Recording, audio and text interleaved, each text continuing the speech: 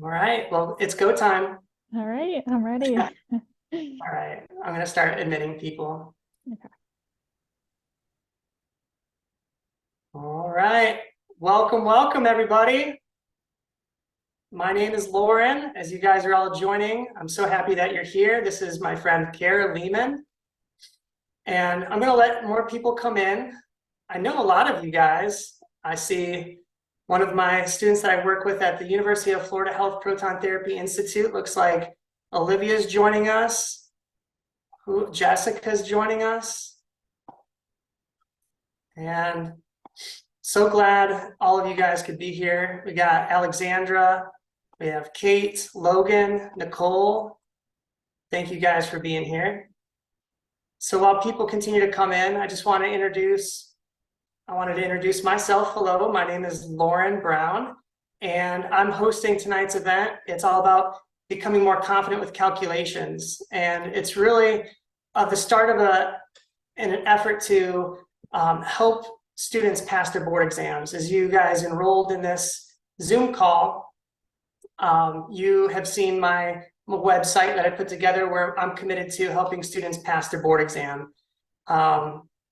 I'm joined tonight, and I want to double check everybody. I'm going to pull up my chat. I want to make sure you guys can hear me okay. If you can hear me, just say hi or hello or glad to be here. Just give me some energy, give me some positive vibes. All right. Hey, I got Jessica. I got Kate. Hi, Kate. Logan, thanks for being with us, he says. Olivia, hello. Hello, Olivia. I want to hear from Maggie. Did Maggie already reply? I saw her sneak in. She's another one of our awesome students at UFHPTI. Hi, Nicole. All right, cool. We got a really great crowd. Oh, we got another one. Maddie is joining us. All right. So we're waiting for everyone to get in. We got a really good attendance today. So again, my name is Lauren. I'm really glad you guys are here. I'm joined here with Kara Lehman. She is a dosimetrist. So if anyone is going to be an expert in calculations, it's going to be Kara here. But not only is she an expert because she's been a dosimetrist for 2 years, but she has also been a radiation therapist for the last 4 years. She actually continues to practice PRN. So not only does she do dosimetry full-time, PRN radiation therapy on the evenings, pulls 50 to 60-hour weeks, but she also has been committed the last 2 years to help students pass their registry. And so over the past 2 years, she's helped 7 students pass their board exam. And just so you know, she hasn't let anyone fail. No one's failed under her tutelage. So don't you guys be the first. That's not nice, is it? You won't fail. Positive, positive. But welcome as people keep coming in. And I'm glad you guys are using chat. I'm going to be watching the chat. If you guys have questions, before I give the stage to Kara and let her take it away, if you guys, I want to set some kind of housekeeping rules. You may have noticed when you guys join the meeting, I am recording. If you guys don't want to be on YouTube, because this is going to most likely end up on YouTube so more people can benefit from this free tutoring session. You can make sure your face isn't on there, or do what you think is best. But also feel free to ask questions in the chat. I'm going to be reading the chat as we go. The way this is going to work is Kara is going to open up, say a couple of words if she'd like, and then just roll right into the tutoring. And we'll start one type of question at a time. And then as she's working through it, if you develop a question, type it in the chat if you can. If it's an in-depth question, just raise your hand or say, I have a question, and we'll get to you before we move on to the next question. Go ahead and type in got it or okay or deal in the chat. Let me know you guys understand. Got it, good. Got it, good. All right. So I know I'm being heard. Deal. So I'm going to give this. Oh, we got another one. I'm going to give this over to Kara. Kara, the stage is yours. I'm going to mute myself. All right. Hi, everyone. I'm so happy to be here and meet you all virtually. As Lauren said, just a little bit about myself. I was a radiation therapist for 4 years. And then whenever I decided to go to dosimetry school, it was kind of around the peak of COVID season. So I feel like the platform to virtually tutor students like really took off. And I worked with a company to help virtually tutor students. And like he said, I tutored 7 people. All of them have passed their boards to date. And really, why I decided to do this is whenever I decided to go to dosimetry school, I kind of figured, well, I need to know all the calculations that a radiation therapy student taking their board exam needs to know. So might as well relearn it together. So it was my year of dosimetry school that I really started tutoring radiation therapy students, and every question that they had and everything that they wanted to know for their board exam, I needed to know for mine. So it was kind of fun because I got to help a student, but it wasn't really the time that I took to do the research to figure out the solution to that problem was benefiting me to take my dosimetry board exam too.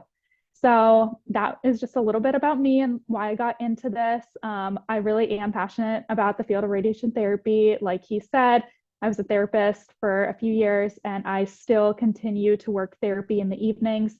After I finish treatment planning during the day, I walk right out to the machine and treat until 8 or 9 at night, just a few nights a week to help out the late shift, just to keep up my therapy skills and still get some patient interaction. So I really do love it, and I'm happy to help in whatever way I can. So, like Lauren said, I'll be going over a bunch of math problems because, from my experience tutoring, this is probably the number one thing I get from students, and probably the way in which I feel like I can be the most helpful, just because it really is beneficial to have someone kind of walk you through step by step doing a calculation. So, I have about 10 different problems that I kind of ranked in order of importance, I want to say, in terms of how many times I think it shows up on the board exam. So I will be starting with, for example, like inverse square. And I think that that's something you really need to nail down because that is going to show up on the boards more than once. And so that's kind of the way in which I'll work it, is starting out with what I think you should really kind of nail down, like the formulas you should know, and then kind of end with some more simple problems like a wedge, calculating the wedge, or like hinge angle, which is a little more simpler. And if you can't remember that formula, it's probably only going to show up on the boards once. So probably, not that big of a deal to nail down, but we'll go ahead and get started. Like he said, feel free to ask any questions in the chat and I will answer them after I finish each problem. I definitely feel like it's very beneficial to ask questions, and just if you are confused about a certain step that I did and you don't know how I got to the final answer, definitely feel free to ask, because that's the way you learn, and that's how I feel the most helpful. Is if I didn't explain it well the first time, I will certainly do my best to say it in a different way that hopefully makes sense. So with that, I'll go ahead and share my screen and get started. All right, so like I said, starting off, I will be starting with the problems that relate to the inverse square. So I'm sure we're all aware of the inverse square law. I'm sure if you don't know it, you'll want to know it by board exam time, because more than likely you'll be given the definition and ask, what law is this? So I will start just by writing out the formula. I normally, whenever I tutor students, I mean, if they're like a week away from taking the boards, maybe I'll have them try to tell me the formula. But for you guys, there's no real need to memorize any of the formulas right now. But one thing I do recommend whenever it is time to take your boards is write out a formula sheet with all the formulas, just so they're compiled in front of you and you don't have to just keep reaching in your head from, oh, what's this formula? What's this one? And that kind of just is a way to organize yourself whenever dealing with the math portion of the board exam. So for this first problem here, the formula is I1 over I2 equals D2 squared over D1 squared. And something that I also always tell students is if you memorize the formula a different way than what I am doing and we get the same answer in the end, that is absolutely fine. Do not feel like you have to change your way. If it's a more complicated way that I'm doing it or the formula that you see. So definitely keep that in mind. But the one thing I want to say with the inverse square law and how to kind of recognize that this is the type of problem that you're dealing with, because I also think that's a huge thing that students come across as well, is they always say like, it will take me minutes to figure out like what formula I even need to be using. How do you know how to recognize what formula or what kind of problem it is? Because obviously on the boards, it's not as nice as it says inverse square right there at the top. So I'll kind of walk through each problem and tell you how you can pick out and know what type of formula you need to use. So for the first one here, for the inverse square, you'll want to look for a distance, right? Because the D2 and D1 that you see on the right-hand side of the formula stand for distance. So anything that you see in this problem, you know, it says 80 centimeters. So you're starting to see a unit of distance. So you see centimeters, feet, meters, anything like that, you know in your head, okay, I have a distance. And then the other thing that you'll want to look for is some type of unit of measurement. So in this problem, right, it says 200 millirem. So any key word in this problem, it says the individual was exposed to. You'll want to look for words like exposure, intensity, activity, dose, dose rate, any of that, any of those words is something that could be interchangeable on the boards, something that they'll throw in to let you know that it's a unit of measurement. And then whenever it has the dose at the end, like millirem, rad, Rankton, gray, anything like that, that alerts you that as well, that it's a unit of measurement. So the two things you want to look out for inverse square is your distance and your intensity. And that's what the I1 and I2 stand for. So the next type of problem that you'll see me work through is a direct proportion. And I just want to not to jump ahead right now, but to just give a disclaimer because I feel like these two types of problems are very similar, or I feel like a lot of students interchange them and get them confused. So the only thing I want to say about direct proportion right now before I work it out for you guys later is that direct proportion, you also normally have a distance. So that's what in my head, I think confuses people a lot. So you might still see like 80 centimeters or 100 centimeters. And you might say to yourself, oh, I think I need to use the inverse square law formula. But the thing with direct proportion is that you won't have a unit of measurement. So you won't have gray, a millirem, anything with exposure or intensity, anything like that, because that is where you need to apply the inverse square law because of the inverse square law and its rule. So for direct proportion, you're looking out for distance. And then you're often, the second thing that you're given, which is different from the inverse square law, is a depth, sometimes a collimator size, a field size, anything like that. So those are not unit of measurements, right? It'll say a field size is 15 by 15, and that would alert you that you want to use a direct proportion instead of the inverse square law. So I'll get into that problem a little bit later, but moving back to this first problem, the inverse square law, and now working it out, the problem says, if an individual was exposed to 200 millirem at 80 centimeters from the source, what would the individual be exposed to at 100 centimeters from the source? So like I explained a little bit before, your 200 millirem will be your intensity 1. So I'll write 200 here. And just for the sake of time, I won't put the units with it. But as long as you know that you want everything to cancel out and you know that millirem is your intensity, you should be able to kind of just use the formula and plug in your numbers where they go. So it says the individual was exposed to 200 millirem at 80 centimeters from the source. So that will correspond and go in your D1 spot because that relates to your I1. So you'll put it on the bottom of the right-hand side of the formula. So we'll put 80 squared down here. Then it says, what would the individual be exposed to at 100 centimeters from the source? So that will be your distance to, right? So it's asking for the exposure. So we'll leave the I2 here because that is what we will be searching for. And then your 100 centimeters, we will put up here in the D1 spot and make sure you remember to square it. So then the next step is getting I2 by itself. And then other than that, it's just a matter of calculating.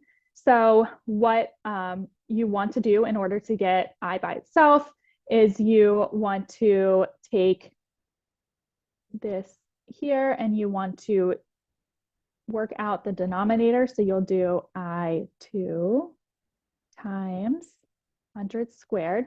So this becomes a cross multiplication where you're just multiplying these two and multiplying these two, and then equals 200 on this side times 80 squared. And then to get I2 by itself, you want to divide both sides by 100 squared. Divide this side by 100 squared. And then over here, these two will cancel out, right? And then you're just left with your I2 equals, and then all you have to do is plug into your calculator what's right up here. So if you do 200 times 80 squared, and just make sure that you put either, I would recommend doing 80 squared first times 200, or making sure you use the parentheses and doing 200 times and then parentheses 80 squared and then close parentheses, and then divide that by 100 squared.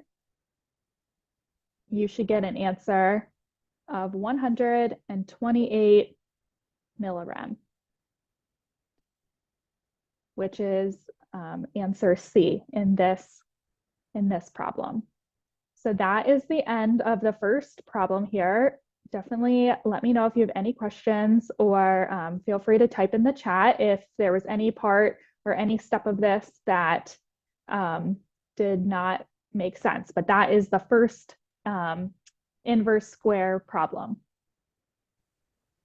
Okay, so I unmuted myself, and how many of you guys just say I did or no or something in the chat? How many of you guys have a piece of paper, have a notebook and a pen? Do you guys, did you guys follow along? Alexander says you explained it very well. And yes, they have notebook and pen. I do, me, yes, I did, great. Yeah, good. Taking notes, yes. Okay, so you guys are prepared, good. And it sounds like you followed along.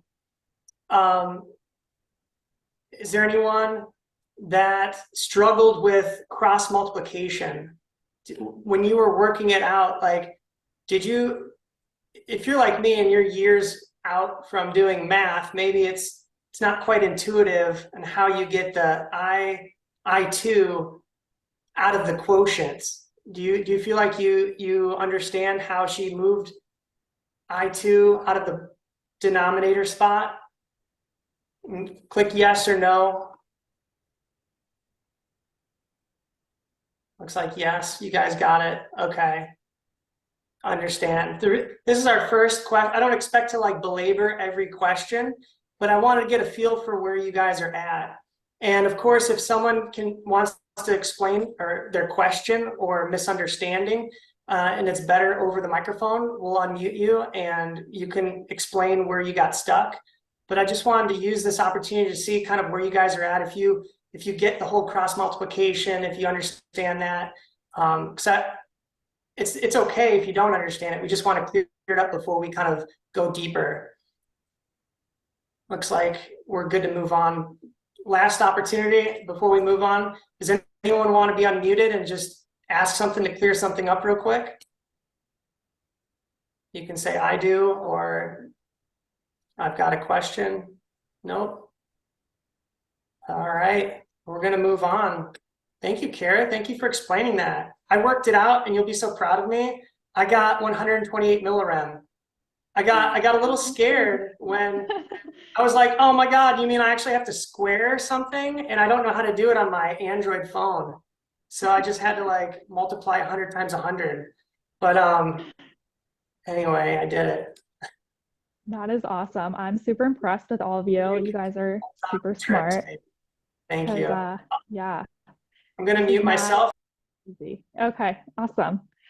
All right, then I'll go ahead and move on. I have for the next type, another type of inverse square. If anyone wants to take a picture of this, I always tell my students to go ahead right now. If you want this, to see worked out, like Lauren said, he's recording it, so I'm sure you can always go back and watch it whenever he posts it. But I'm gonna go ahead and erase the board so I can move on to the next problem, as long as you guys all took a picture if you want it. All right. So now moving on to the second type of problem, another type of inverse square, but not to belabor, this type of problem. But like I said, this is probably one of the most important things that you just want to nail down for the boards, because if you get it confused or messed up with the direct proportion, that's probably 10 problems right there that you're gonna just get confused on or have a different answer. So I just want to kind of hit this type of problem really hard, because there's really only two different ways that you could be asked this on the boards. You have to be given, three types of information, and you have to just be solving for one thing. But the second type of problem here is going to be where you're solving for a distance. So right on the first type of problem, we were solving for I2, we were solving for a type of intensity, but now we're going to be solving for distance. And this is, I would just say, like a slightly harder, in terms of you probably don't see this type of question come up as often as solving for intensity. So I just want to go over it, because I know a lot of people, whenever they tutor with me, they are just super nervous. They're like, I don't know how to solve for if it's a distance though. So just to clear this up, we'll work through this problem together, and then we'll be done with inverse square. So again, to start by writing out the formula, again, we'll still use I1 over I2 equals D2 squared over D1 squared. So reading the problem, and again, looking for those keywords to tell you that this is an inverse square problem. It says the dose rate. So again, that was one of the words I said that kind of alert you that a unit of measurement is going to be given. For a 6 MV treatment unit is 500 centigrade per hour at 100 cm SSD. So right there, you see your unit of measurement. You have a dose rate, centigrade per hour, and you have a distance, so 100 cm. What is the distance when the dose rate measures 550 centigrade per hour? So now, plugging your numbers in, you have an I1, which is 500 centigrade per hour. We'll put that here.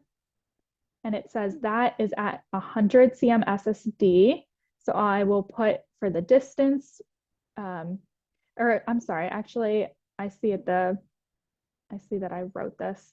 Let me just clear up any confusion on this. It actually should be up here, D1 on the bottom and D2 on the top. Sorry about that. And so for D1, you'll have your 100 on the bottom squared. And then as the problem continues, it says, what is the distance when the dose rate measures 550 centigrade per hour? So now you're looking for D2 squared.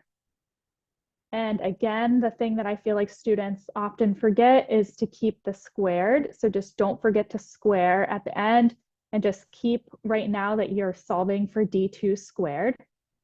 And so for I2, you can put 550 here at the bottom for I2. So again, now everything is plugged in. So you'll just want to solve for D2 squared. So again, kind of moving into your cross multiplication, you'll want to get everything. You'll want to get D2 squared by itself. But if you take out the denominator, you'll have D2 squared times 550. On the bottom, again, just cross multiplying. Then you'll have equals 500 times 100 squared. Then if you decide, or if you divide both sides by 550, this side on the left cancels out. So the 550 and the 550 can be canceled. And now if you're solving for d2 squared, you will, if you work out what is right above it. So if you do 500 times 100 squared, again, make sure you put the 100 squared in parentheses and divide it by 550, you should get, and this is going to be rounded, but you should get 9090.9. So what I would recommend whenever doing the board exam is, write out the number to a good like 2 or 3 decimal places, and that should get you an answer that's fairly close to one of the options. So in this case, like I would use the whiteboard that they give you or the sheet of paper, and I would write, d2 squared on the one side equals 9090.9. That's probably good enough because, the next number is just 0, but that's just something I recommend for the boards. And then now you just want to square both, or take the square root of both sides to get the square away from the d2 side to get d2 by itself. So what you'll want to do is if you take the square root of both sides, the d2 will become just straight d2, nothing there. And then this side will be the square root of the number you have here. So 90909. And if you take the square root of that, because you're ready to solve for your answer, now that you have d2 by itself, just gonna scroll down here a little bit. And at the bottom of the screen, just let me know if you guys can't see that, but if you solve for d2, you will get an answer of 95 if you square that, which in this case is B. So again, just let me know if you have any questions about that, but that would be the other type of possible inverse square question you could be asked, which is probably slightly more complicated than the first, just because you have to remember to square both sides and then take the square root of the number that you get in order to get the d2 by itself. Okay, I'm gonna ask Kara, like, can you tell me more about how to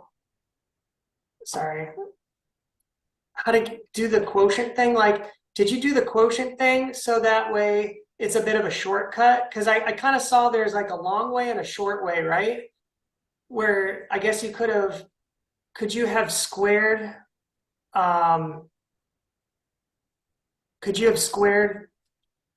the 100 and then multiplied it by your factor of this number here, and then you would have had to maybe take the square root to get d2. Is it like, would that been the long way? Is that correct, or is my math weird? I'm not 100% sure. If you like work it out on your calculator and get the right or the same answer, then yeah, you probably certainly could. In this case, 100, just happens to be the number that's given. So I think you just still have to square, whatever that D1 number is, in order to just get D2 squared by itself, and then obviously multiply it by the 500 and then divide it by the 550. But I like, if you try it and get the same answer, then certainly like maybe your way is shorter, or No, sure. my way is definitely longer. I think your way is Okay. better for sure. But so basically what you did is you had to get rid of this and this. And to get rid of those things, you took the square root. Is that right? It's the square root is like the little thing like this, right? Correct. Yes, exactly. Yeah, so you'll always have that square on the right-hand side because right, you're always going to be given at least one distance, whether it's D1 or D2. But you'll have that part's not that tricky, the 100 squared, because right, you have to do that in the first type of problem anyway, if you're solving for intensity. But the tricky part about this is, yes, exactly what you're saying, and have circled on the left-hand side where you have the thing that you're solving for is attached to a square. So that's when you have to take the square root and in order to get the squared away from like the left-hand side of the equation. Got it. Yeah. So now we're going to have, oh, here we go. We got some questions coming in. All right. So we have question: at the speed with which this was calculated, is that an acceptable amount of time to spend on the question during the registry, or should we expect to be able to solve this calculation faster? Great question. Yeah, that is a great question. I think probably the rate in which, I solved it, just because I had to explain everything, was maybe a little too long. It all depends on how quickly you get through the rest of the questions. But for a math question, I would say you can take a good like 3, 4, maybe 5 minutes for each question, just because, you're not given too many of them, but they are probably the longest question that you'll be asked to solve, since you have to work out a formula. So I think, as long as you don't really take more than 5 minutes, you should be okay. She said, perfect, thank you. Just, I got the right answer by Good. doing it the long way, right? Is that the right answer? Yeah, I think so. So, Yeah, that's exactly what I got. okay, so 95.3 is what I got when I did it the long way. So Yes. if ever someone doesn't quite understand the shortcut method that she did, we can write it out long form, and we can also move on. Does anyone else want to? I can unmute somebody. Does anyone want to ask a question in case typing it out is too long? Just say me, or I have a question. Looks like we are going to move on. Okay. Awesome. So thank you so much, Kara, for explaining that. That I can see why. I was like, why would this be a challenging one? But it's just different because like I haven't seen square roots in a really long time. Yes. Yeah, exactly. It's not too bad whenever you can kind of recognize and be like, oh, okay, I'm solving for a distance. But until you get a few, 3 or 4 under your belt where you practice it, then it's not bad at all. Right. And Kara's been kind enough to provide extra questions. So you'll actually be able to, after this is over, I'll send it to you guys via your email addresses that you shared with me. And you'll be able to have examples of problems like this. So you'll be able to give it a shot on your own. And then the idea is bring it back with you next week on Thursday at 7 o'clock. And we'll have a chance to kind of go over where you may have gotten stuck. And so we got other people saying, great, thank you, Karen. Lauren, thank you so much for providing these resources free for us. You're welcome, our pleasure. Yeah. So I'll let you take it away, Kara. Okay, awesome. Well, if anyone wants to take a last second picture, do so now, and I will clear the board then. All right. So now done with inverse square, moving on to direct proportion, like I talked about a little bit at the beginning and gave that brief explanation just because this is the next type of problem that I feel like comes up on the boards quite a bit, asked in many, many, many different ways. So I have 2 different types of these problems as well. But again, just to kind of reiterate what I said a little bit, you can kind of tell that this is going to be a direct proportion question if you see a distance, right? So in this question, it says the machine has an isocenter distance of 100 cm, but then you shouldn't see a unit of measurement. So you shouldn't see anything with gray or rad or rem, anything like that.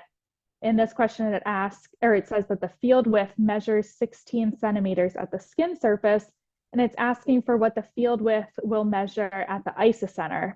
and then it gives another distance. So you can see how there's three pieces of information given, and you'll be solving for one unknown. So that can kind of alert you, just like inverse square, there's three things that you're given, and you want to solve for one thing, which is, again, I feel like is another reason why, these questions just can look so much similar and why they're easy to get confused. But again, the biggest difference is one has a dose and the other does not. So in this case, I kind of this direct proportion doesn't really have a formula per se, but if you want to, write one out to kind of keep things straight, I always start out by doing x1 over x2 equals y1 over y2. And again, that's not super helpful because, it's just x and y, and you're like, how does that determine what you put where? But I will kind of walk you through that. So for these types of questions, I think it's super helpful to draw a picture, and maybe, by the time the board exam rolls around, you won't have time to draw a picture for every type of direct proportion question, but at least whenever you're practicing, I feel like they're super helpful. And even I would not be mad if you took the time on the board exam to draw a picture, because I think it's quicker to draw a picture and get the answer right the first time than to just think you can kind of understand what it's asking, or think you can kind of see it in your head and then, guess at plugging in numbers. And then at the end, you get an answer that's not even one of the choices. And then you're back to square one, reworking it.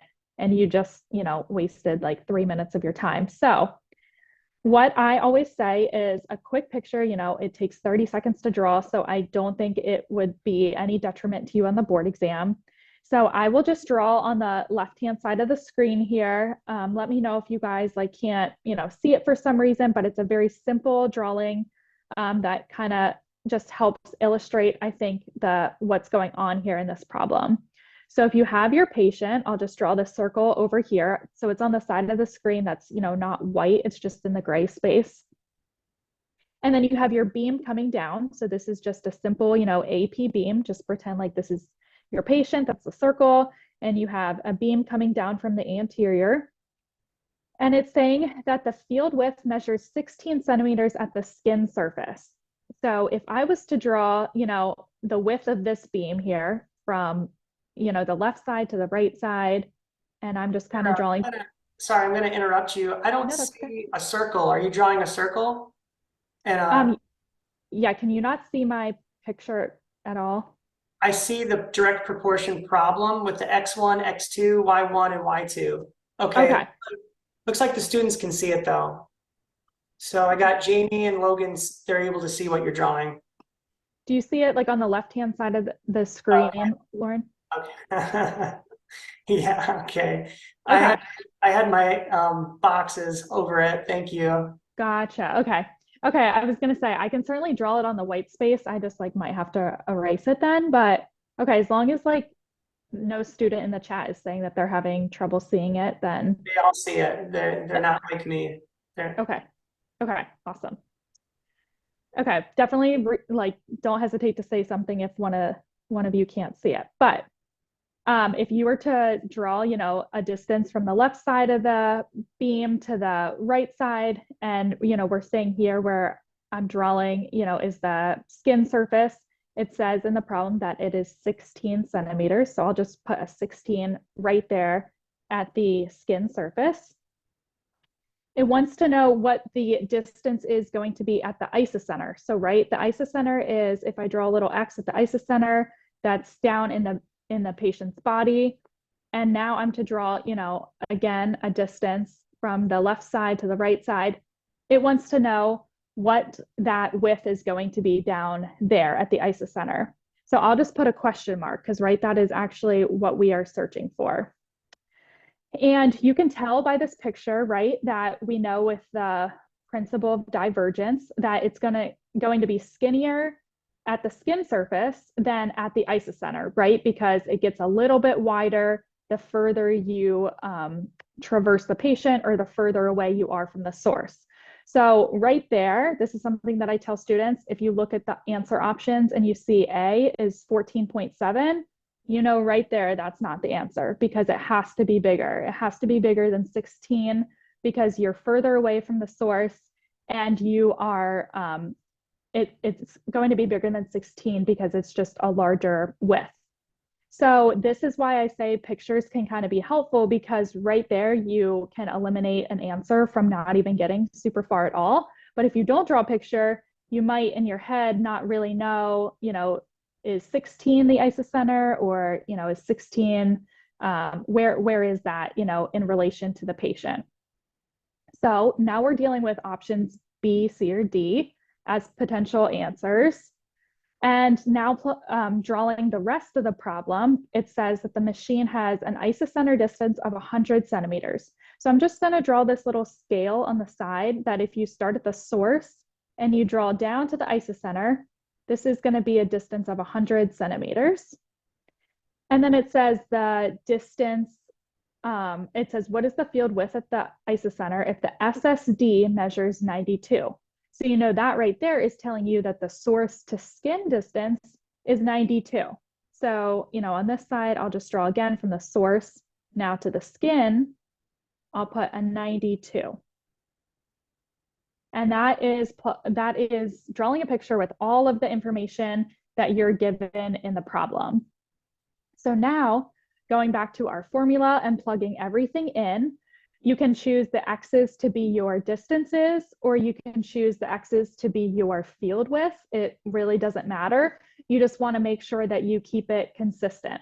So let's just say that our X's are our distances. So that would be our 100 and that would be our 92 because, right, we know we kind of call a distance our distance from the source to a certain spot in the room. So if we use 100 for X1, again, this is where there's a lot of lenience with direct proportion, I would say. You can really plug in any number for any variable. You just wanna keep it consistent. So if we use 100 for X1, meaning that's the distance from the source to the isocenter for X1, we need X2 to be the other distance. So right, that's 92. That's our distance from the source to the skin. So we're confident that, our X's are in the right spot, that you want to do 100 over 92 because those are our distances. And we're just using 100 for X1 and 92 for X2. And then going to the right side of the equation, our Y's are going to be our field width. So if 100 is our X1, we want to make Y1 our isocenter width because that relates to the distance from the source to the isocenter. So I will leave Y1 here because that is what we're searching for. That's our variable. Or you could put, you could add in the question mark or, make it whatever you want. But in this case, just to keep the formula consistent, I'll just leave Y1 on the top because that's what we're solving for. And then Y2 is going to be 16, right? Because again, we said that our Y's are our field widths. And we know that if 92 is the distance from the source to the skin, we want to put the 16, which is the width of the skin, across from the 92. So this is where students can kind of get like confused or mixed up because, if you would put the 16 on top in the Y1 spot, you would be multiplying out a completely, different, you would get a completely different answer at the end. And that is more than likely answer A. And, what they'll give you on the boards where you think you might have gotten the right answer, but it's actually not correct because you shouldn't be getting smaller in this case, you should be getting larger. So then to continue and work out this, to get Y1 by itself, you'll do Y1 times 92. This is again just cross multiplying like we did in the last type of problem. Again, another similarity to the inverse square law, but you'll do Y1 times 92 equals 100 times 16. So these are a little bit simpler in terms of there's nothing to square, so you don't have to worry about that. But then you'll want to get Y1 by itself. So you'll take 92 and divide it by both sides. This will cancel out. and you're left with y1 equals, and 100 times 16 divided by 92, just to add in this extra step, it's 1600 divided by 92. And then if you divide those two, you get an answer of 17.4, which is B in this case. So you can kind of be confident because you're like, okay, no, it needs to be bigger than 16. And so you're like, okay, well, I know that I at least have an answer that's larger. So if you're confident that you have your numbers across from what they relate to, meaning your y1 across from your 100, because that's what you're solving for at the isocenter, and your 16 across from your 92, because they both relate to the skin surface, then you can be confident, if you did your math right, that you got the right answer. So does anyone have any questions about that?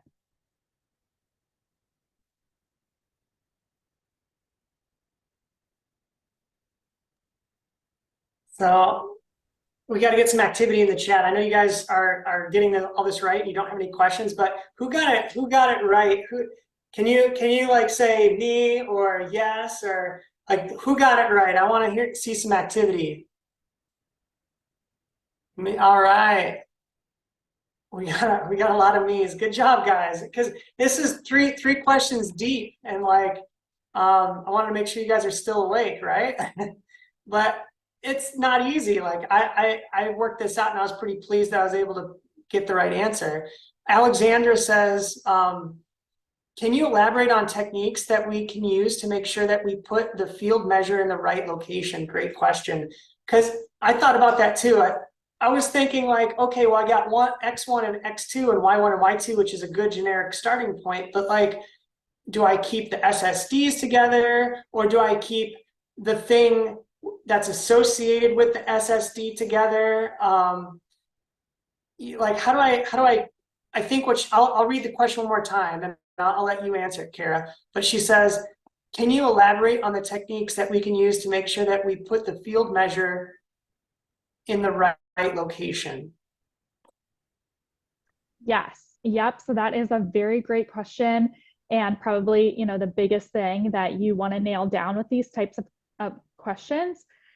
So if you draw a picture, I always just, look for at the bottom of my picture what each is pointing to, and then just keep it across from each other. So what I mean by that is if you look, you see that you have your 92 here and your 16, and you see that at the bottom here, I'm just going to switch the color real quick just to make it a little simpler.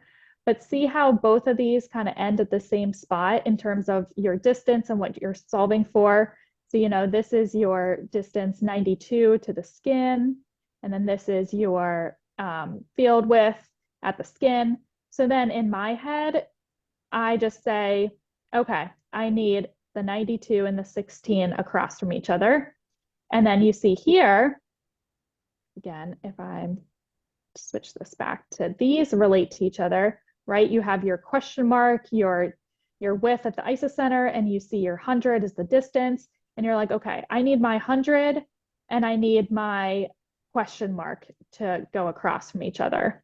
So then that's how you can kind of directly correlate this whenever you plug it into your equation. Then, like I said, you can make the y's your distances and the x's your field widths if you want, but either way, you'll come out with the same answer and the same numbers across from each other, because you just want to keep your distances as either your x or your y's, as long as you designate it from the beginning, and you want to just keep whatever distance relates to whatever field width or collimator setting or whatever the question is asking for across from that distance that corresponds with it. Does that answer your question, or let me know and I can say it in a different way if needed? Yeah, everybody in the chat, does that answer your question? You can reply yes, or maybe you can, if you say no, then we'll unmute you and you can talk to Kara directly. Okay, we got yes, thank you. Yes, thank you.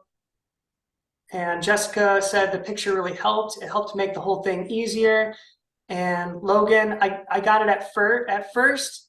It sounds like he plugged in the numbers incorrectly, but once you made the picture, Kara, he knew it was wrong, ultimately ending with the correct answer. So he sounds like Logan got it once you wrote down the drawing.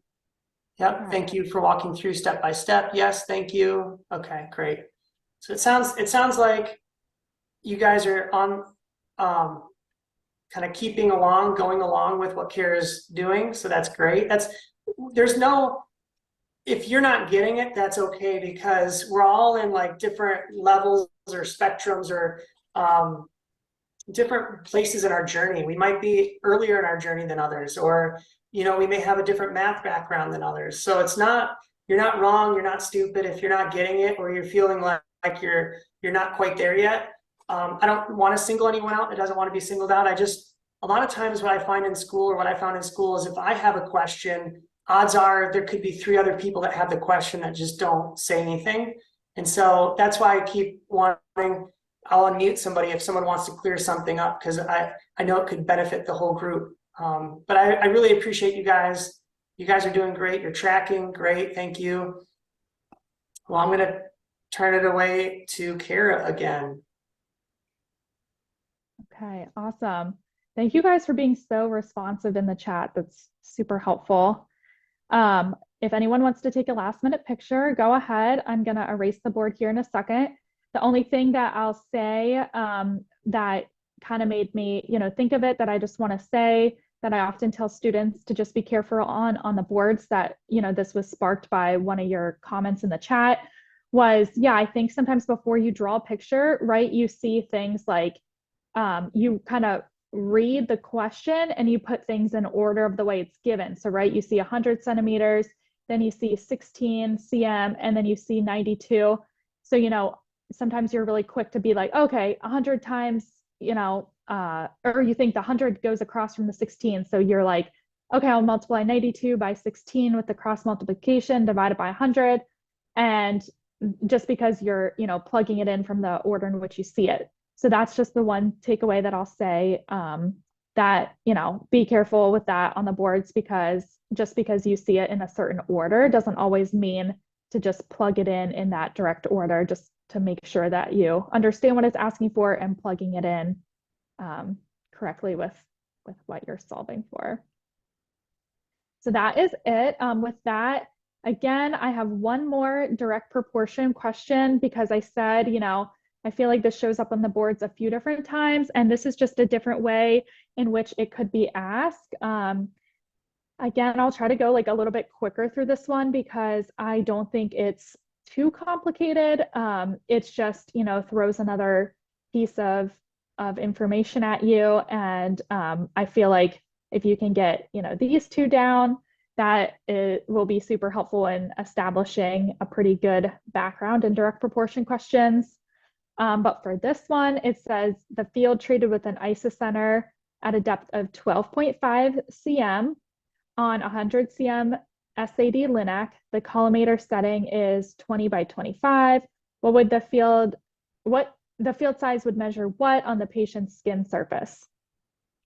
So again, you see a distance, you see 100 cm SAD, and then you see a collimator setting, you see a depth. These are different things that are given to you in this question. But again, you don't see a dose. You don't see any intensity, exposure, activity, anything like that, anything with the units of gray or anything. So you can be confident that you can just use a direct proportion in this case, and you don't need to use the inverse square law.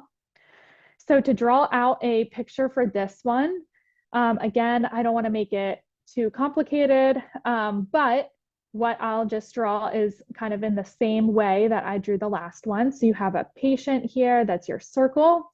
You have your beam coming down through the anterior. And it says you have a collimator setting of 20 by 25.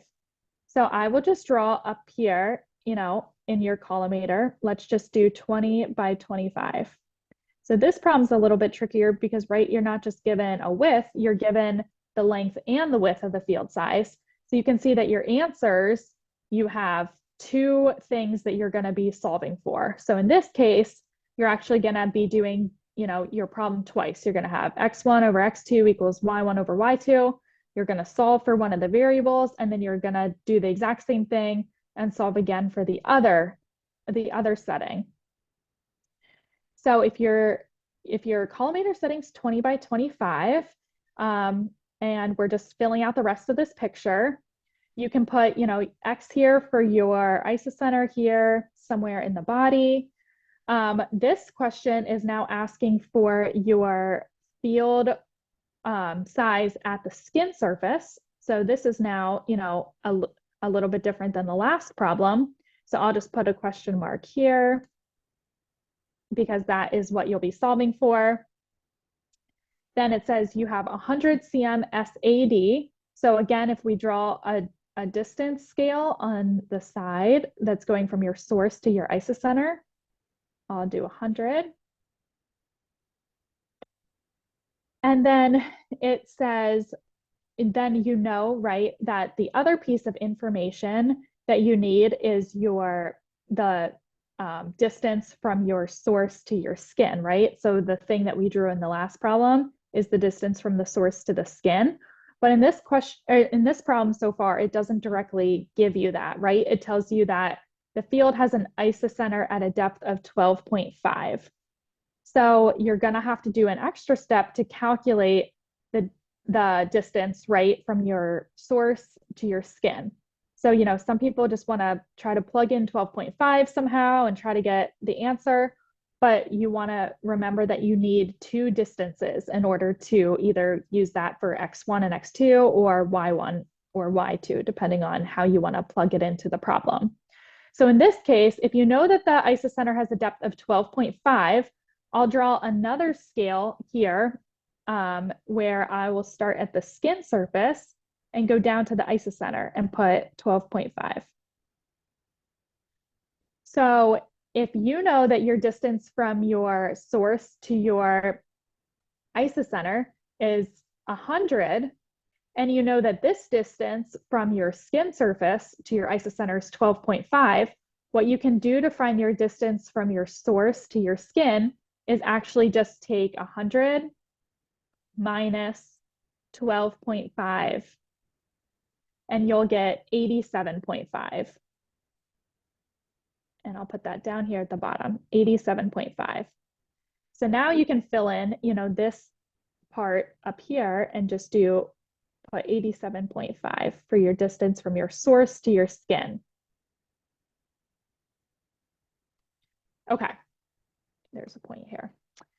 Okay, so now you have your two distances, right? You have your 100, you have your 87.5, so that's all looking good.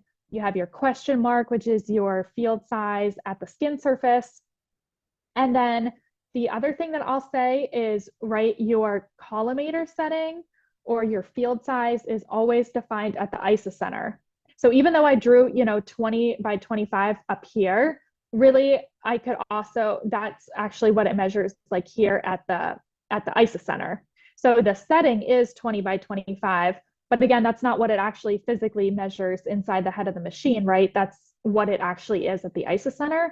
So in this case, we actually know that our answer should be lower than 20 by 25, right? Because still with the principle of divergence, you should be getting smaller. So if the field size is 20 by 25 at the isocenter, which is 12.5 centimeters deep into the body, you're going to have to get a field size that is smaller than 20 by 25, going up to the skin surface where the divergence is a little bit smaller.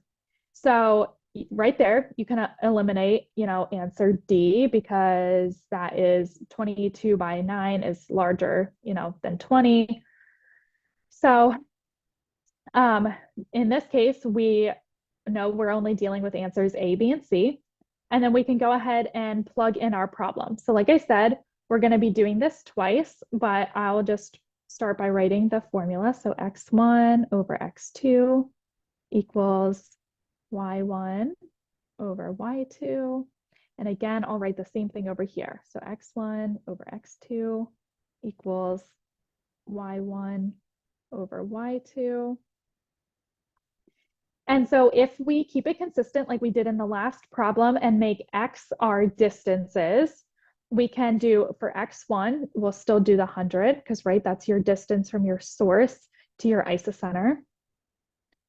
For x2, right, we said that our x's are our distances, so we'll do 87.5 for x2. And then for y1, right, we just want to keep it consistent with whatever the distance is. Again, I'll use this like pink marker, whatever the distance is to what you're solving for. So it's here at the isocenter. And we know that for at the isocenter for the field width, it's 20. So I'll put 20 here for y1. And then y2 is what we'll be solving for because we're solving for this field size at the distance of 87.5, since that's the distance to the skin surface and we're searching for the field size at the skin surface.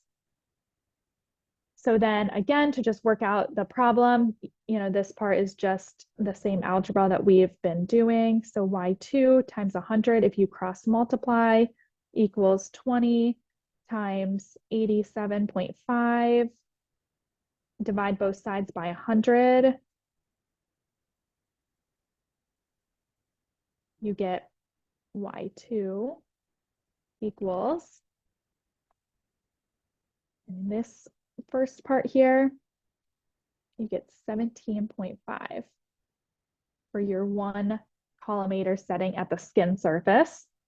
And then again, you'll just want to do the same thing with the second part of the problem, but this is pretty simple because you just do the exact same thing, but instead of 20 here, let me just circle this, instead of 20, you'll just simply plug in 25.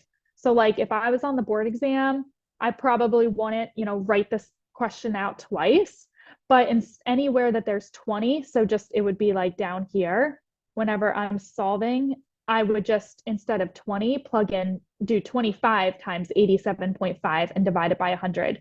And then you'll get your second field size setting at the skin surface. But just for, the purposes of being clear, I'll just kind of rewrite everything here.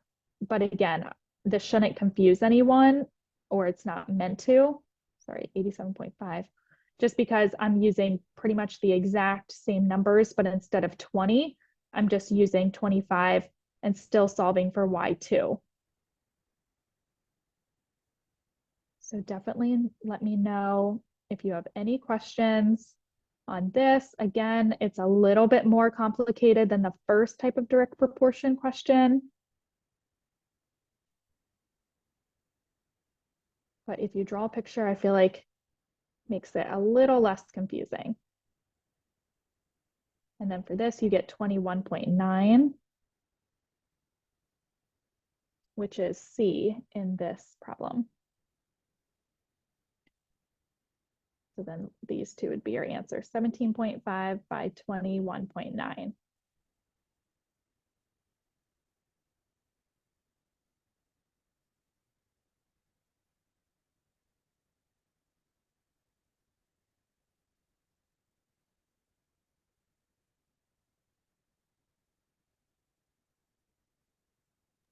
I'm getting so excited and I forget I'm muted. Great, Kara. Thank you so much for drawing things out and going through these explanations. Logan said the picture is really a game changer. And Alexander totally seconds that. I agree. Those pictures really help keep things together. And I appreciate working these out with you because it's building my confidence. I'm going through these and I'm like, I don't know, let's see. And then I get the right answer and it feels great. I hope you guys are feeling the same feeling. Jamie says, once you explain that we have to do 2 equations, I was able to complete it before you finished the first equation. Great explanation. So awesome. Yeah, love to hear it. That's a good feeling, I bet, Jamie, that you can finish this in a good, timely manner. Sets you up for a good position to be in for the boards. The boards are not a race. People worry about the amount of time that they're given. Do you have anything to say about that before we move on, Kara, about the amount of time given on the boards? Yeah, I would just second exactly what you're saying. It's definitely not a race, and I feel like you have ample time. You'll probably be told by your teacher, work through the test and take the question or answer the questions that you know and flag anything that you're like, oh, that's going to take me like 10 minutes to figure out. Because obviously, if you get that one wrong, that's better than having five unanswered at the end. But it's very rare that I hear, people take the very last second before they hit submit. At least, maybe if they're like double or triple checking, then yeah, they take all the time. But you should have plenty of time to get through the whole test. Yeah, I would just second what you're saying there, and you don't have to rush. And that's the thing. I feel like people are really appreciating your drawings. And so I think what I'm hearing you say, Kara, is that you're encouraging the students to take some time, get out that whiteboard, whiteboard's your friend, make the drawings. Just get in the habit of making the drawings. Even when you're practicing at home in preparation for the board exam, make the drawings. And it sounds like it's worth that little bit of extra time just to draw it out saves a lot of headache. Would you agree? Yep. Yeah, I specifically remember a question on the boards where I don't even remember if it was therapy or dosimetry at this point, but I, worked the problem. I thought I like could just do it quick, get an answer that's not one of the options, and I'm back to drawing. And I said to myself, should have done this from the beginning because here I am like at the very beginning. So I would just take the time to just do it just so you can visually see it if you feel like it's needed. But Yeah. All right. And then Jamie asked, remind me, are we only given one sheet of paper for the exam? And help me, Kara, you're probably fresher with this than I am, but I don't think they give you paper. I think they give you a dry erase board. Is that correct? yeah, what I had was a dry erase board, or at least I feel like if you're at a testing center that uses paper, they definitely don't limit, or like they should give you like 5 sheets or something that like you shouldn't have to worry about like possibly running out of room. Yeah. Yeah. So that's good. Mhm. Because if you come in with the knowledge in your head, and I've heard of, I'm getting on a tangent, so don't let me go too far, but I've heard students kind of brain dump when they first sit in on the exam, and they kind of dump all their equations that's in their brain, freeing up space to begin to work on the problems. Is that something you've heard students doing?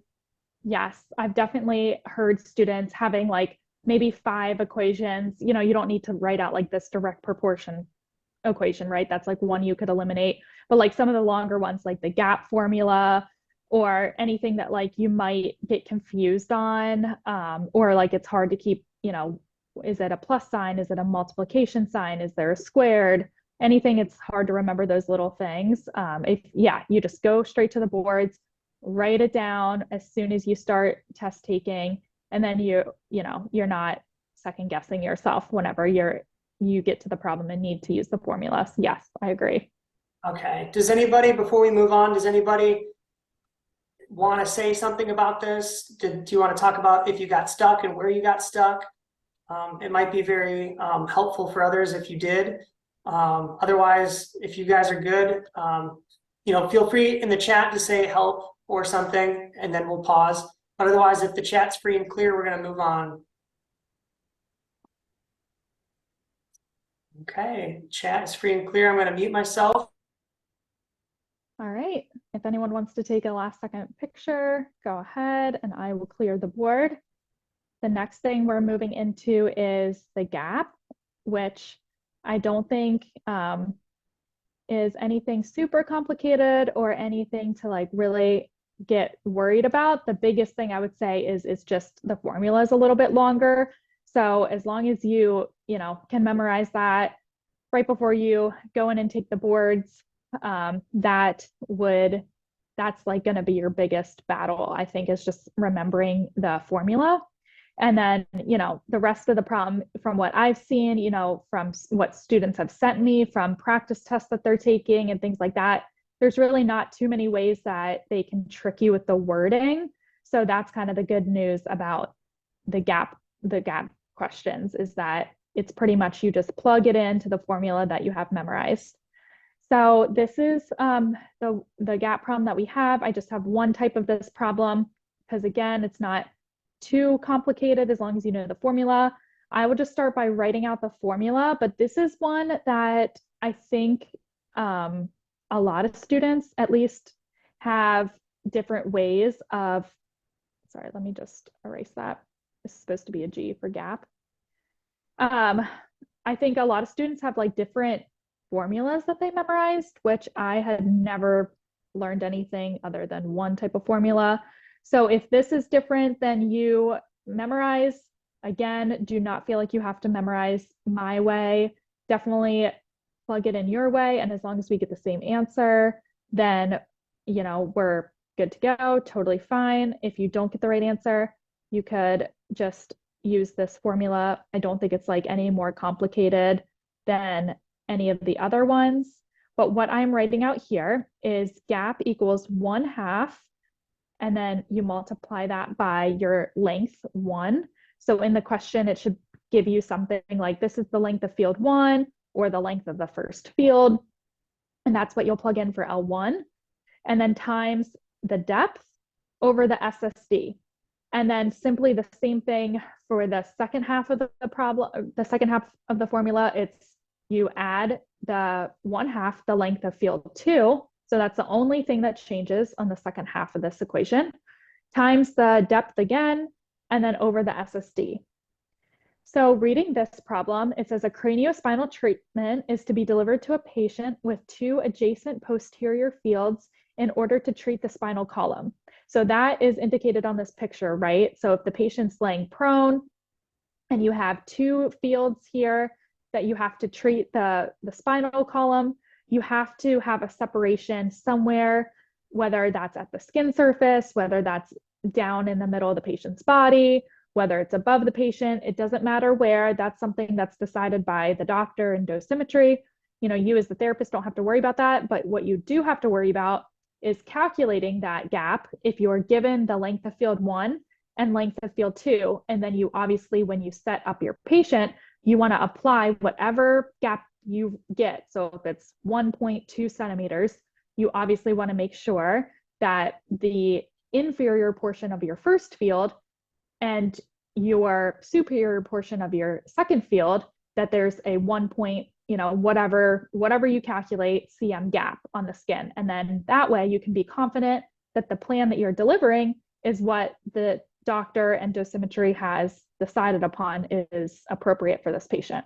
So that's kind of a little bit of background information into like, what is gap? You know, I feel like it took me a while to understand what I was even like calculating, but that is the important thing to know about that. And then it says, find the separation between the 2 fields if the length of the first field is 15 centimeters. So because there's just so much wording, I'll just underline kind of here what we need to be plugging into our formula. And the length of the second field is 13 centimeters. Okay, so there's our second length. And then it says the depth of calculation is 5.3 centimeters and the SSD is 100. So these should be all things that's given to you by either the doctor or dosimetry, so you don't have to worry about any of that. But you'll be given these variables and then you want to plug that into your formula and then solve the equation for the gap that you're going to apply in between the 2 fields when you treat a patient. So now plugging in your numbers, if you do G equals 1/2 L1. So we said, you know, picking out what is said here in the problem, 15 centimeters is your length of field 1 times your depth of calculation, which is 5.3, over your SSD, which is 100. Okay, so that's the first half of the formula, plus, and then again, pretty much all the same, except for L2, you'll use 13 instead of 15, since that's the length of your field 2, and then times your depth, which is 5.3, divided by 100. So that is what the gap formula should look like with everything kind of plugged in. So now if you solve this, so for the first side, I would just recommend kind of doing what's in parentheses first. This is the concept that I feel like learned in algebra, and it's just simpler on your calculator because on the boards they give you kind of just a simple calculator to use, and you might not have like all the fancy tricks of using parentheses. And just the way in which I feel the most confident in the way that I'm typing numbers into a calculator is just if I'm in more control. So I feel like if I do, 5.3 divided by 100, so I'll switch my color here and kind of circle like what I would calculate first. If I do 5.3 divided by 100 and then multiply that by 15, so now like kind of like going backwards and then dividing it by 2, you would get an answer for the first half of this equation of 0.3975 centimeters. And then I'll just do plus because we're going to work out the second half. But does that make sense to everyone? Like you can kind of start from the beginning and do, okay, 15 divided by 2, right, is 17.5, and kind of like keep that number. You can either write it down or keep that number in your head. And then if you do 5.3 divided by 100 and then times that either 7.5, or you can multiply by 15 and then divide by 2. Either way, that will all get you the same answer. But I would just recommend, at least writing down the second half of this equation first. So like I have this step here, write this step down instead of then like working out this whole formula and then doing plus, 1/2 times 13, and continuing on. So if you get this first half here, that's good. And then do the same thing that you did to get the second half of the equation that you did with the first. So I would do, again, 5.3 divided by 100 and then times 13 and divide it by 2. And you should get 0.3445 for the second half. And then all you have to do is add that together. So the gap for this question would be 0.742 centimeters. So in this question, the gap is less than a centimeter. And then the answer would be A for this one. So does anyone have any questions on that?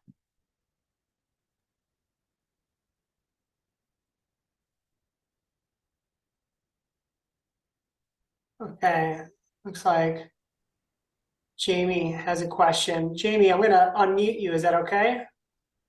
Let's see if I can find you.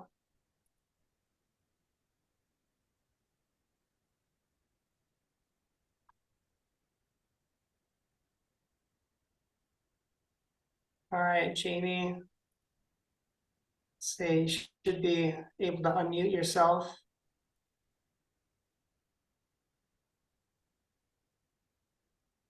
Oh, you don't you don't have a question. Okay. Sorry to single you out. You were probably answering Kara's question about do you have it? You got it. You got the right answer. Yeah, she was agreeing with the statement a few minutes ago. It's dangerous. Dangerous. Watch out. Warren's gonna unmute you. Then you'd be in front of everybody. All right. Man, I got another status check. Promise I won't unmute anybody that doesn't want to be unmuted. But who here is getting the right answer? Who here is working through the problems? Who here got 0.742 centimeters for the gap? Say me, yep. Great, me, yeah. I did, excellent, me, yep, good, yes, good. Man, I hope you guys are I'm feeling good. I'm feeling like I'm ready for the board. Not ready for the board exam, but I'm ready for the math portion maybe. I feel really confident. Hope you guys are feeling more confident. With just sometimes these things, just like our clinicals that we're all in, right? That it just takes the repetitions, doing the reps, getting the practice in. And that's also why Kara's been so kind to provide additional questions that you guys will be able to do on your own. Come back, circle back next week, Thursday, same time, 7 p.m. Eastern, and we can go over questions. We can work through some more. We can keep going. I don't think I care, correct me if I'm wrong, but we're only about like halfway through the calculations that you've prepared. Is that right? Yeah, that's about right. I have like another set of concepts that I think we can like get through today, which are probably like the main. If we get through that, that's like the majority. Then like I said at the beginning, I have some wedge angle, hinge angle, simpler math questions that I think everyone probably, if you know the formula, can figure out. But yeah, I think we may have to continue that next time. We have time for probably working out one more problem. It's almost time for us to jet, but you guys have been great. Kara, thank you so much. You've been awesome. But Kara, what question, what problem would you like us to work through last? yeah, I think what I will do is probably save like the monitor unit calculations for next time because they're not complicated, but I just feel like at the end, everyone's probably like, I don't want to deal with that right now. So what I will do is move on to the next question, and it kind of just gets us started talking about half value layer, intensity, and activity. And I feel like that would be a good place to stop because that would get you through a lot of the practice questions that you guys can do in between the two sessions. So if anyone wants to take a picture, go ahead, and I will erase this, and then we can move on. So the next type of question, this is fairly simple. However, I do think that this question comes up on the boards. So it's kind of nice because if you know the formula, this one's super quick and you can kind of plug it in and get the right answer pretty easily. So this question is saying, calculate the linear attenuation coefficient for a material that has a half value layer of 2.368 centimeters. So for this, the problem is pretty simple. It's just what they kind of designate as the linear attenuation coefficient is this Greek letter mu equals 0.693 divided by the half value layer. So in this case, it's literally just a matter of 0.693 divided by the half value layer, which it says it's 2.368.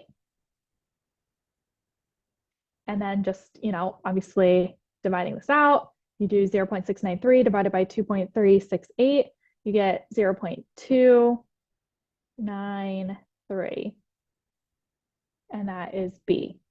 So you might be thinking, oh, okay, this is so simple. But this kind of works its way into the next type of problem that we're going to do, which is intensity, which I think is where we'll end today. I think we can get through, this one intensity problem and you'll kind of see what I'm talking about here. But definitely write in the chat if anyone has any questions about this. But this is a fairly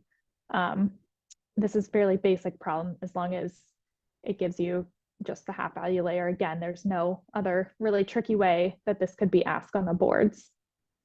Okay, so this is pretty straightforward, it sounds like.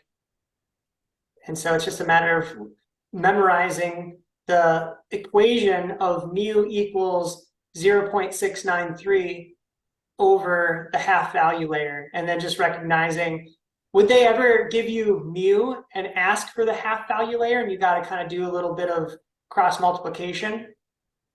Yep. Yeah. So that would be the only other thing I would say is if it would ask for the half value layer here, you can just simply switch out these two and you would still get the same answer. So if you would do 0.693 and then divide it by whatever the number is that they give you. So if they give you the linear attenuation coefficient and ask you to solve for the half value layer, you would just do 0.693 divided by the linear attenuation coefficient that they give you. And then that would give you the half value layer for that certain type of radiation that's being delivered.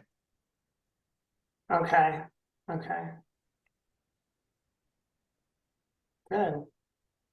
And so what kind of application does this come in context with of radiation therapy? Is this mainly in regards to photon blocks? Does this also come in um, context of electron blocks? Yeah, so good question. Yeah, so mainly, half value layer is the thickness of, the material, which will decrease the beam intensity by half. And then how that relates to the linear attenuation coefficient is, that is relating to a beam's quality. So if, depending on what number the linear attenuation coefficient is for that certain type of radiation, that determines how strong or how intense the radiation is. So you'll kind of see that in the next problem, where I feel like maybe it'll make a little bit more sense of how it can be like a real world application into radiation therapy. But yes, pretty much exactly like you said, X-ray quality is kind of what is determined by half value layer and the linear attenuation coefficient. So And before we move on, Jamie just mentioned, yeah, I think the trickiest part for me will be knowing which equation to use given the problems. And so will we see if they're asking for this equation of mu equals 0.069 over the half value layer, will we always use this equation for things when they talk about half value layer? Like, yes, are if there you're things on the exam you think that talk about half value layer that you don't have to use this equation? um there shouldn't be. If you're given the linear attenuation coefficient, then obviously you can just use this formula and it's pretty simple. Um, I'm trying to think of some other examples. You might see it in, some of the practice problems that I have, like just different ways of asking it. But again, you'll see it like in the next problem, but you might be asked questions with half value layer and you have to kind of add it into a step. But this would be the simplest of problems, where it's just simply like you can use this formula to solve for the half value layer. Okay, I'm gonna be quiet. We're gonna do the last one here. Okay. All right. Then anyone that wants to take a picture, feel free. And we'll move on to the last one that we'll solve for today. But this is the other thing that I would have in my head that you could possibly be asked, with half value layer in the problem. So this is obviously a little bit more complicated, but this is what I would call an intensity problem. So with this, intensity and the activity formula look very, very similar. So if you can kind of memorize one, you can kind of do both. But to just start and kind of break down this one, because we just did the half value layer problem, and that formula where we did mu equals 0.693 divided by the half value layer will actually come into play, and it's actually a part of the formula for this type of problem. So if I'm to write out the formula again, just because I don't feel like at this point, you need to be able to come up with this off the top of your head, but the formula is I equals I initial. So if you do I sub 0, that's just what I mean by the initial intensity. And then times, I'll put a little times here for E.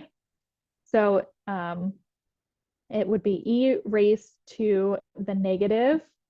So I'm just putting a little caret showing that it's raised to, because it might be a little bit hard for you seeing, what I'm writing out here. But just know that it's E raised to the negative mu times X. So in this case, mu is going to be exactly what we did in the last problem. So if I'm just to write, up here, the formula that we just solved in the last problem, where it was mu equals 0.693 divided by the half value layer, that is going to be just visually, I think a little bit helpful because, right, you can see in this question, we're given the half value layer. So, that's a piece of information that you're going to have to add into the formula. But just with, what we have here with the formula as it is, there's not necessarily a spot for the half value layer right now. And then X, which is the very end of this equation, is the thickness. So you see that it says if a 3.5 cm thick block was placed over a portion of the field, that is what the X is. So mu is right, the linear attenuation coefficient, and X is the thickness.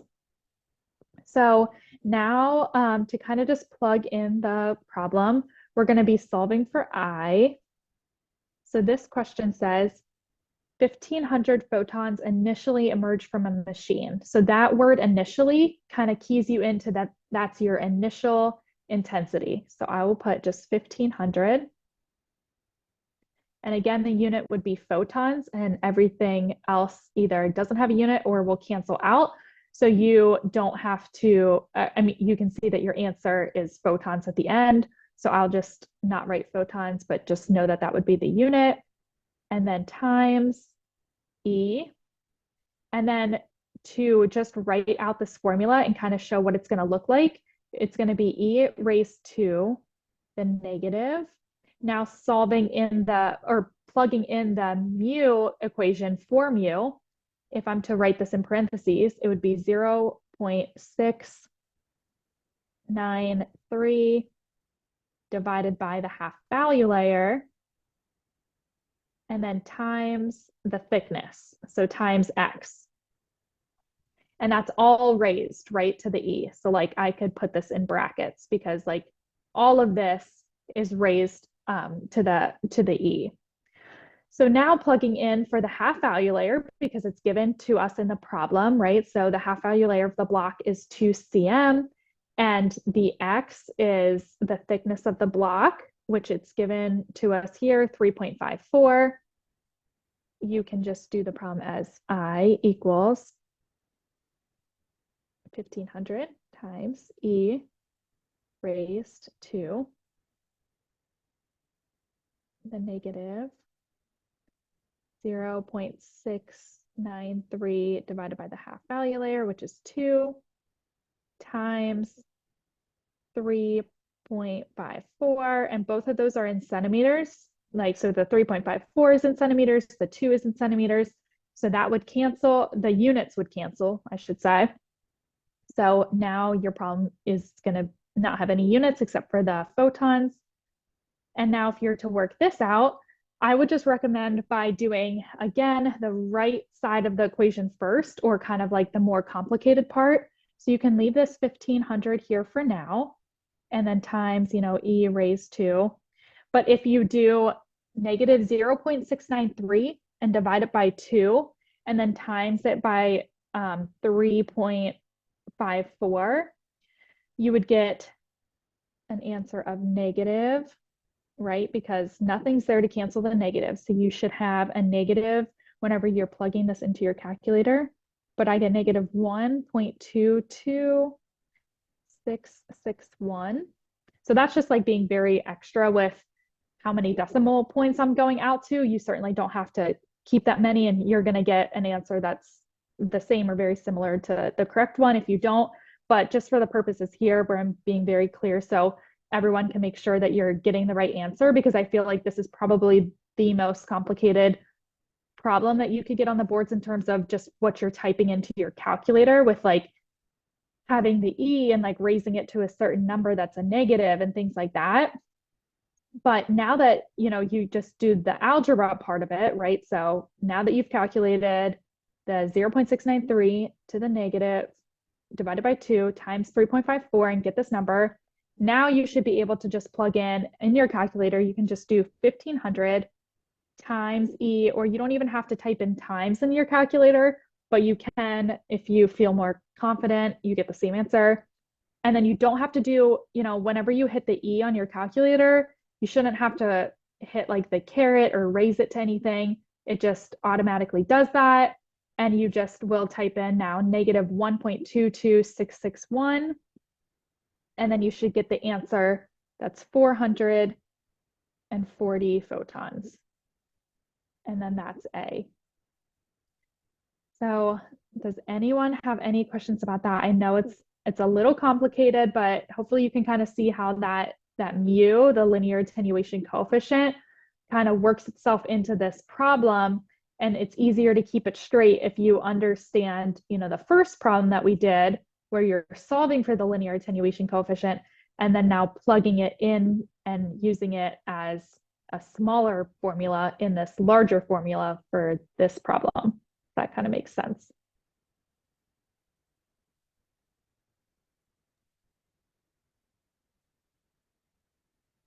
Okay, so we have Alexandra, she said, so the boards will provide a calculator that has the E button, correct? Yeah, so that's a question I get from everyone that I tutor. And everyone that I've had take the boards and report back has said yes. But yes, I don't think that they wouldn't provide. I haven't heard that you're not given a calculator with the E, or if they don't, then they probably have taken, this question out, which has also been something that's been under discussion. Of course, like Lauren and I haven't taken the test in years, so we can't be 100% sure what's still on there. But if you're not given a calculator with this, then you probably don't need to use this formula at all anymore. But from what I know, you're given a calculator with it. Nira, would you, and she says thank you, by the way. Alexander says thank you. I'm gonna ask to put you on the spot because I'm feeling a little deflated on this last one. I didn't get the right answer, and I need some redemption. So can you help by could you pull up a calculator on your computer and maybe type the buttons in with us that you press? Because I think I typed the wrong buttons in. Okay. Yeah. So I will do that here. I'll have to share. My answers just keep getting worse and worse. Okay. No worries at all. I know I don't this know one how is to, I definitely guess I don't know how to do the E in the exponent. okay. How did you guys do? Am I alone? It's okay if I am. Did you guys did you guys get it? Logan, okay, neither do I. I'm nowhere close to 440. Nicole got it. Maggie got it. Okay, good job, Kate. She got it. And Jamie's still trying to figure out the E part on my calculator. Taylor got it. Brooke got it. Okay, that's okay. Yeah. So, if you didn't get it, you're definitely not alone. It's been a while since I've used the E and the exponent. So, are you able to? I know I really put you on the spot. If it's if tonight's not a good night, because I don't know if you can share your calculator with us, but oh, looks like Olivia typed it out. But what do you Okay. think here? Are you able to get your calculator to share? Yes. So, I mean, I will just have to erase the board as long as everyone's good with that. Or I can just, kind of show you how I plug it into my calculator here. Whatever you On the think. screen, then the YouTube can see you too better, I think. Okay, true. Okay, so let me just go back here. And I'm just going to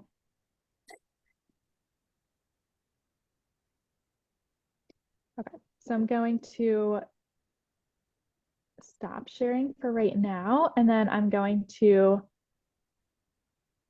share my screen with the calculator that I pulled up. So is everyone able to see this calculator? Ooh, you're so good. Nice. Okay. Okay, Yes, sure. yes, we got people responding. Yes, I can see it. Looks good. Okay, awesome. So what I would do, like if this is what I would expect the calculator and the boards to kind of look like, either online like this or just like kind of the basics are fairly simple. But I'll work through this and we'll see if we get the right answer together because maybe I don't know how to work this one either. I just know, obviously how to work mine. But if I was on the boards right now and I had worked out to the step, where I have negative 0.693 and I'm dividing it by 2 and multiplying it by 3.54, You're, I would just sorry, can you, maybe I can write it out for us so we can be on that step. okay. Yeah. Let's see, we were on I equals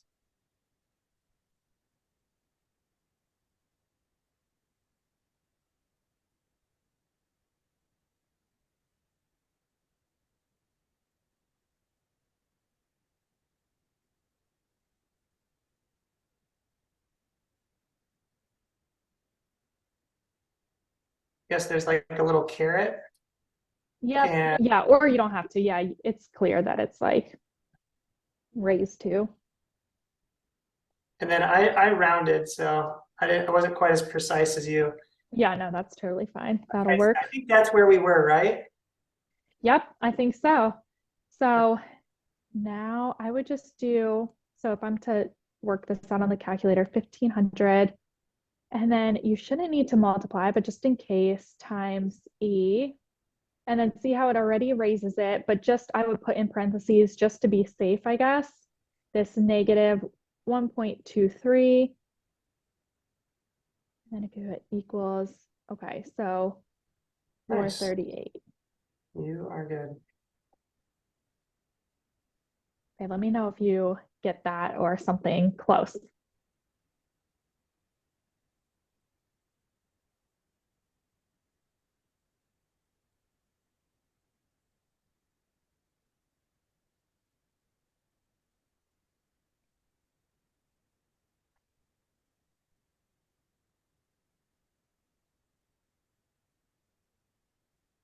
Okay. I did not. I'm getting negative 1,845 E, but I think it's because I'm using an Android phone. Okay. I'm probably not using my calculator correctly. Do you want to try to do E first? So like E raised to the negative 1.23 and then multiplying that by Okay. 1500?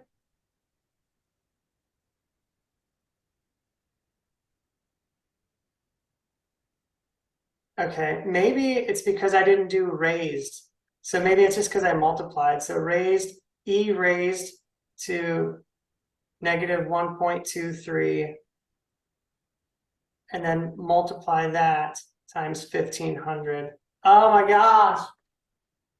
Oh, okay, so it was the raised. Okay, that's probably Yeah. my bad because I think I said you shouldn't have to do that, but that might just like be my calculator in this one. But okay, there you go. At least you got it. I feel better. I hope everyone else feels better, that I feel better. Oh, so Logan says, yeah, my iPhone calculator is just airing out. And then Alexander says, yes, thank you. So Good. yeah, I don't know if Logan, if what I ended up doing is um, literally just finding the E, typing in the E, and then hitting the raise button or the caret button. And that's what I think I failed to do before. I did not hit the exponent button, which is like a caret. And then once I did that, I found a parentheses and typed in, 1.23, and then I multiplied times 1500, and then I was able to get the answer. Jamie said, I figured it out on the iPhone calculator. I typed in negative 1.22661 and then hit the E exponent X button. Oh, wow. So, and then multiplied that by 1500 and I got the right answer. Okay. So it sounds like on the iPhone calculator, luckily they won't allow your phones in the room, but the order of operations or the way you enter it into the phone is a little different than maybe what might be intuitive on a scientific calculator like the one you brought up, Kara. Okay, and then Logan says, yep, that works. Thank you. Thank you, Jamie. All right, guys. Well, I really thank you guys for jumping on and just hanging with us for the whole 90 minutes. Does anyone have any questions before we wrap up? No, I see a quiet chat. Okay. So Logan said, this is amazing. Thank you so much. Jessica, thank you so much. Kate, thanks. Thank you so much, Nicole. She says, Brooke, thank you. So everyone's really grateful. I think we got to bring Kara back next week. I don't know if we can do our math without her. So Kara, you're definitely coming back next Thursday, aren't you? I am. Thank you guys. I'm so happy that this was helpful. This like makes it all worth it. So awesome. It is a thing now, Logan. Logan says, yep, it's a thing now. You got to keep coming. I don't know if we can keep her indefinitely, but my goal, Logan, is definitely to be supporting you guys. So whether that means doing these things, I'd love to continue these on through the spring, you know, every single Thursday, maybe 7 to 8 or, you know, however long it takes. We jump on a Zoom call, we knock some problems out, we go through some things. I think that would be really helpful. I'm just curious, you know, this is not a commitment from you guys I'm looking for, but how many of you guys would be interested in getting on a Zoom call every Thursday and knocking some things out so we can get better with the boards? Would that be, say yes, or that'd be, you know, great, let's do it? Or if you're like, nah, just write no hard feelings. We can just keep it a little event. We got yes, Logan, yes, Jamie, I'd join if I'm able to. Great. That's all we ask. We're not looking for commitment, just some interest. Send your Venmo for your time. Thank you, Logan.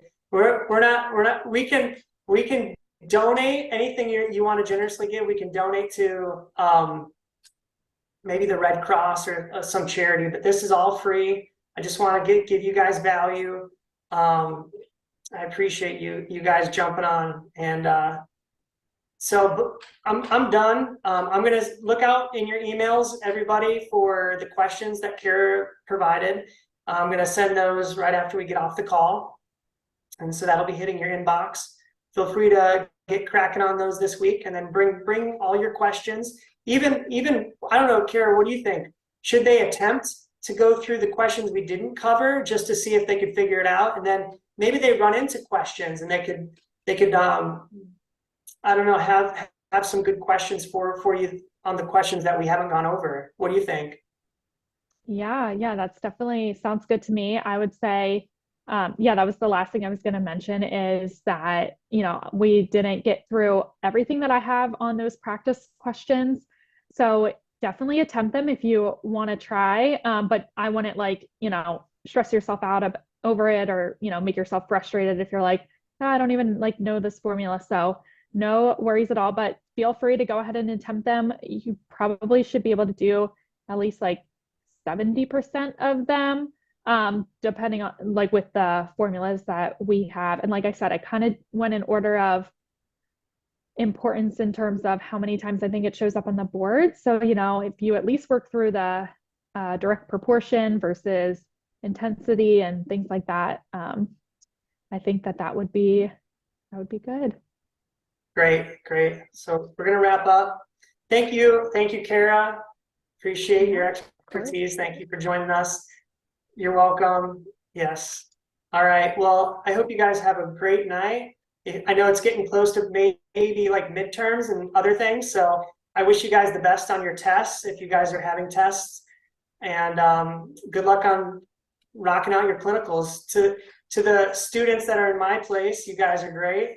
Love you guys, and we'll see you guys next Thursday.